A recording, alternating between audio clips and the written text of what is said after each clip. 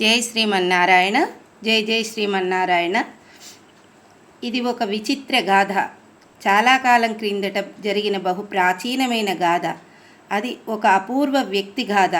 ఆయన వయస్సెంతో ఎవ్వరికీ ఇదమిద్దంగా తెలియదు. బహుశా కొన్ని వందల సంవత్సరాలు ఉండవచ్చు. వందలా అని ఆశ్చర్యపడనక్కర్లేదు. ఎందుకంటే అలాంటి వాళ్ళు ఇంకా ఇప్పటికీ హిమాలయ పర్వతాలలోని గుహల్లో 200, 150 సంవత్సరాల వాళ్ళు కూడా మనకి తారసపడుతూ ఉంటారు. ఈయన కూడా అలాంటివాడే. ఈయన రూపం కూడా ఎంతో వింతగా ఉంటుంది.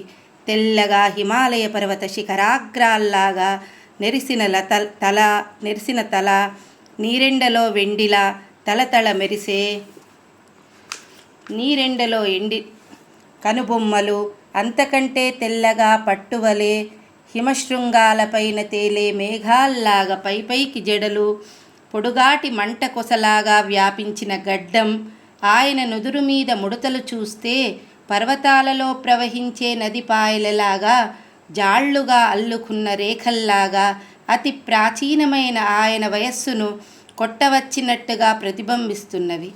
ఈయనకు అనేక మహిమలు, శక్తులు, సిద్ధులు తపోయోగం వల్ల కోరకుండానే లభించాయని అంటారు. ఎందుకంటే ఆయనను ఎంతోమంది ఒకేసారి అనేక ప్రదేశాలలో చూశారు. ఎక్కడ పడితే అక్కడ సిద్ధపురుషులకు మళ్ళీ ప్రత్యక్షం కాగల మనోగమన సిద్ధి ఆయనకున్నదని ప్రతీతి. మంత్రశాస్త్రం, జ్యోతిష్యం, వైద్యం, యోగశాస్త్రాలలో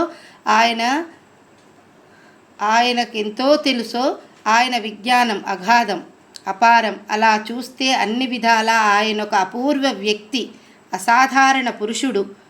మనిషిగా తన జీవితంలో ఏదైనా అపూర్వమైన విజయాన్ని సాధించాలని, ఎప్పుడూ ఎవ్వరూ సాధించలేని పని చేసి మానవ చరిత్రలోనే ధృవతారగా నిలిచిపోయే ఒక మహత్తరమైన ఉపకారం మానవులకిచ్చే క్రమంగా దాన్ని సాధించాలని ఆయనకి దృఢమైన కోరిక కలిగింది.